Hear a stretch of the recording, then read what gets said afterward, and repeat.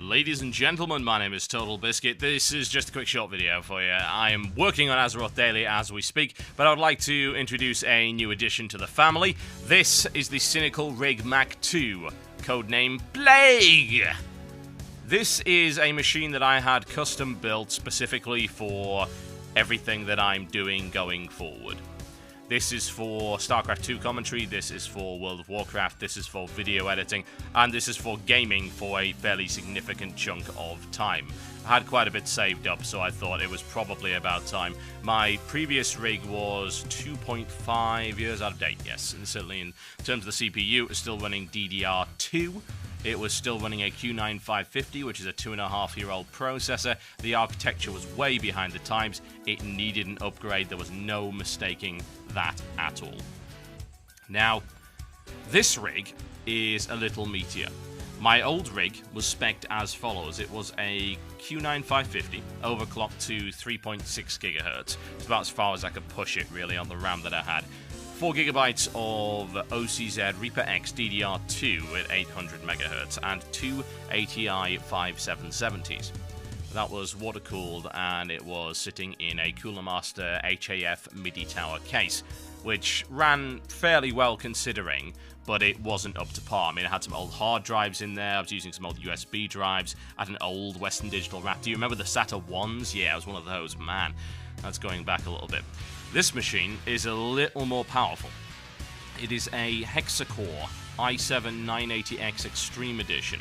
I'm currently overclocking it to 4.1 GHz, which it's done on stock without blinking an eye. I could go higher, but I'm not really seeing any reason to at the moment. It's sporting 12 GB of G.Skill Trident 2000 MHz XMP tri-channel DDR3 RAM, which is currently running at a nice set of fairly tight timings and at the rated speed. It seems to be performing extremely well. That's a 3 times 4 GB stick setup if you're interested. Not a big fan of 6 stick setups. They have a tendency towards being less overclockable simply because you've got 6 sticks, and if even one of those just can't quite perform, drags the whole lot down. Not a good thing. It is running 2 NVIDIA GTX 580s in SLI configuration. Could have gone for 3, didn't really see the point.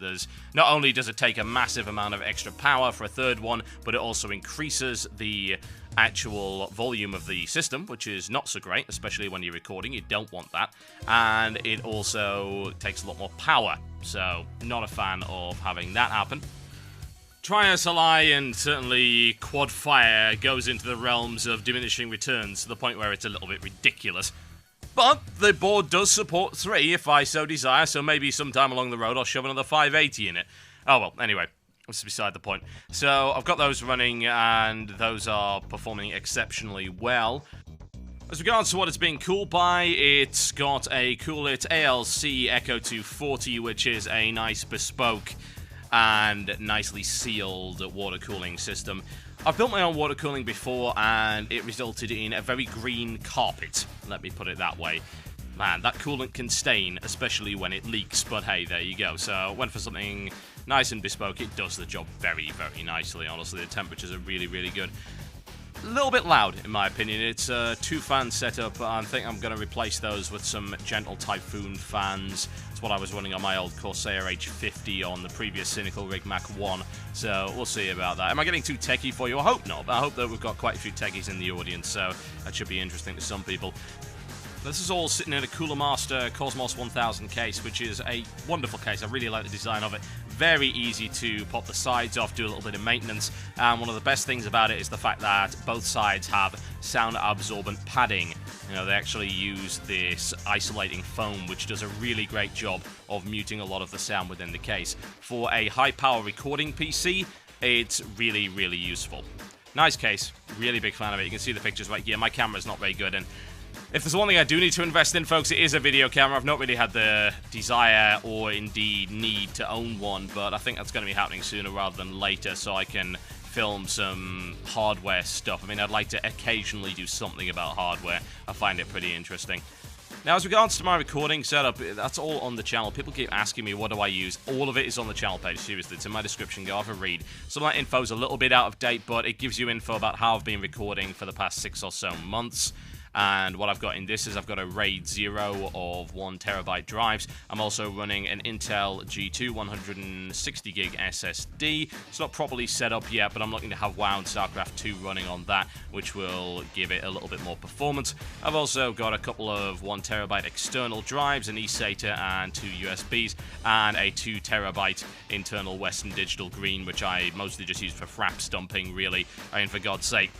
It's entirely feasible to fraps to a USB drive. I've been doing it for quite some time, actually. It works just fine at 30 FPS, 720p, so as long as it's not clogged up with garbage, you should be absolutely fine. But it's nice to have the 2TB internal. Good for transfer speed as well. I think that's probably the most vital thing. It speeds up encoding there. Now, the reason this rig is as powerful as it is for one thing only. I wanted this so I could get back into proper StarCraft 2 casting. I've told you this before. I love doing it live, and I hate doing replays with no audience. Maybe I'm just an egotistical bastard, but I think the live experience really adds to it. So, very, very soon indeed, and I'm looking within the next week or so, I will be restarting StarCraft 2 in a major way alongside what I'm doing right here. I've explained it before, but it does bear repeating. It's not going to affect how many WoW videos that are going to come out, because I'm going to be doing these 2 live shows a week. It's all going to be broadcast live and frapped at the same time, which is why I needed such a meaty setup. It's very difficult and very, very power consuming to actually do that. It's really tricky, and you need a beast of a machine. This might still be a little bit overkill, but you know what? I felt like it. I've been saving for months, so I thought, hey, I'm going to make a rig that will actually produce some really great quality stuff. My encoding speed obviously is going to be an awful lot faster. I'm going to be able to put out a very large number of casted StarCraft 2 games every week, which of course, if you're not interested in StarCraft 2, you can avoid very easily with the new playlist system on the channel. You want WoW stuff, you click the WoW button. You want StarCraft 2 stuff, you click that StarCraft 2 button. And if you want general gaming, you can click that as well. And of course, if you're after all my stuff, then subscribing is the best way to keep track of everything that's going on there. So yeah, performance on this has been a little silly. I clocked up 318 frames per second on a Star Battle game earlier at 2560x1600 and all graphics set to Ultra. Overkill? Yes. But overkill is underrated. My name's been Total Biscuit. I'm going to get on with some Azeroth Daily for you, folks. Thanks for your patience. I know it should have come out earlier, but I've spent hours getting this all set up and ready to go. So hopefully we can do a little bit of late-night Azeroth this evening. I'll see you next time.